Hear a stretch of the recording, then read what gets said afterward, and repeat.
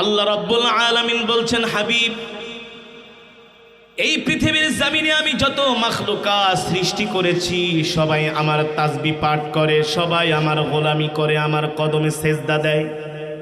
দেয় কি দেয় না? আরো জোরে বলেন, দেয় কি দেয় না? আল্লাহ তাআলা বলেন, হাবিব, আমি আল্লাহ কারো ইবাদত করি না, কারো তাসবিহ পাঠ করি না, কিন্তু আমি আল্লাহ আপনার নামে দুরূদ পড়ি। কে বলছেন? আরো জোরে বলেন, কে বলছেন? আল্লাহ বলছেন, হাবিব, আমি কারো ইবাদত করি না, কারণ আমি তাসবিহ পাঠ করি না, আমি কেনই বা করব? আমি তো সবকিছুর মালিক। ঠিক কিনা বলেন? আপনার গর্ভে যে সন্তান এসেছে সে দুনিয়ার কোনো সাধারণ মানুষ নয়, তিনি হলেন ওয়ামা আরসালনাকা ইল্লা রাহমাতাল লিল আলামিন। আল্লাহু আকবার। ওয়ামা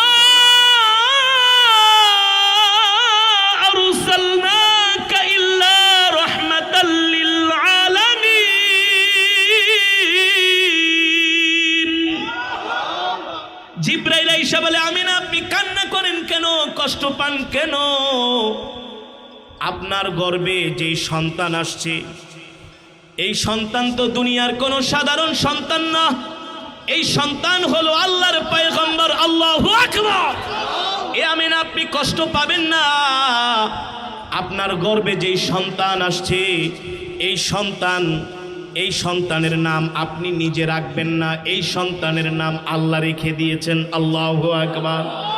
আমিনা জিজ্ঞেস করলেন, জিবরাইল, আমার সন্তানের নাম কি হবে আপনি বলেন?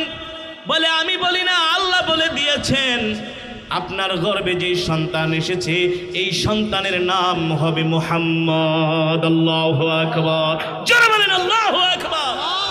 আর আপনি মনে মনে কষ্ট পাচ্ছেন, আপনি মনে মনে কষ্ট পাচ্ছেন, আপনার সন্তানকে কে খেলনা কিনে দিবে? এ আমিনা, শোনেন শোনেন, আপনার সন্তান দুনিয়ার কোনো সন্তান নয়, আপনার সন্তান হলো দুজাহানের বাদশা। আপনার সন্তান দুনিয়ার কোনো কাঠের খেলনা দিয়ে খেলবে, এটা আপনার সন্তানকে মানাবে না, তার শানের খেলাফ। কোনো মাটির খেলনা দিয়ে খেলবে, এটা আপনার সন্তানকে মানাবে না, সে দোজাহানের বাদশা, আল্লাহর পরে যার পাওয়ার। আপনার সন্তান